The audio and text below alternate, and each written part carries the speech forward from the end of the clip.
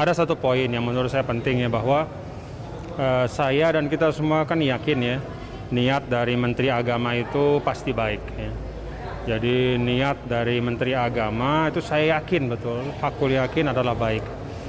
Karena beliau kan juga seorang tokoh ya dari organisasi Islam yang terbesar, kemudian juga putra dari seorang ulama besar ya, Al-Maghfurlah Kiai Haji Khalil Bisri ya. Jadi niat beliau pasti baik, itu yang pertama. Yang kedua memang dalam tataran surat edaran itu menurut saya ada beberapa hal yang mungkin perlu diperhatikan ya. Ya katakanlah sebagai bahan untuk mungkin mengkoreksi ya. Yang pertama bahwa salah satu kaedah paling mendasar di dalam membuat satu kebijakan publik itu kan ada yang disebut dengan kaidah imparsialitas. Imparsialitas itu artinya rata, seimbang, adil, tidak memihak. Nah, karena itu kalau ingin menciptakan pengaturan yang terkait ya, ini kalau perlu memang diatur, dianggap perlu untuk diatur hal-hal yang terkait dengan pengeras suara rumah ibadah, maka seharusnya yang diatur itu bukan hanya masjid dan musola ya.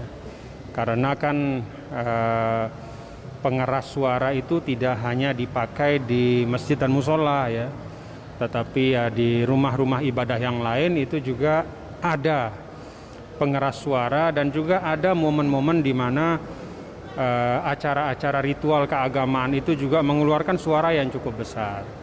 Nah, sehingga menurut saya kalau memang mau membuat satu surat edaran untuk mengatur ya, penggunaan pengeras suara di rumah ibadah ya, itu jauh lebih baik ya, tidak hanya menyangkut masjid dan musola tapi rumah ibadah gitu, sehingga tidak kemudian menciptakan kesan bahwa seakan-akan yang berpotensial mengganggu ya ketenangan atau ketentraman itu hanya suara yang keluar dari masjid dan musola.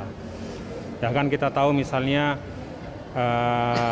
di beberapa daerah itu rumah-rumah ibadah non-Islam itu kan juga mengeluarkan suara juga kan ya, kidung-kidung atau lagu-lagu pujian ya, lagu-lagu keagamaan gitu. Jadi menurut saya kalau mau membuat pengaturan, maka yang diatur jangan hanya masjid dan musola gitu. Itu yang pertama. Yang kedua, di banyak tempat di Indonesia ini sesungguhnya masjid itu tidak hanya tempat berkumpul untuk sholat ya. Pengeras suara masjid itu juga tidak hanya fungsinya untuk digunakan azan dan qamat saja ya, atau mengaji saja, tetapi di banyak tempat di Indonesia, termasuk ini kita di Apitai ini ya, di NTB, di Lombok, di mana rata-rata masyarakat di desa itu kan seluruhnya muslim ya, maka masjid itu menjadi sentral kegiatan ya, sehingga dari masjid itu seringkali diumumkan ya, pengeras suara di masjid itu digunakan untuk termasuk mengumumkan ada kematian, kemudian kalau ada kegiatan gotong royong, ada kegiatan kemasyarakatan ya, ada hajatan-hajatan masyarakat itu diumumkan di masjid juga gitu. Dengan kata lain, pengeras suara masjid atau masjid itu memiliki juga fungsi sosial budaya ya. Jadi karena itu menurut saya kalau di daerah-daerah seperti misalnya di Apitai sini ya, di NTB, di desa-desa rata-rata lah di Indonesia ya, di desa-desa di mana banyak di situ penghuninya atau penduduknya itu adalah semuanya muslim, maka menurut saya justru suara dari pengeras suara masjid itu bukan mengganggu, justru malah menjadi rujukan dari masyarakat ya, karena di situ sekali lagi bisa juga digunakan untuk banyak pengumuman ya, yang menjadi perhatian dari masyarakat gitu. Nah, jadi menurut saya sih yang mungkin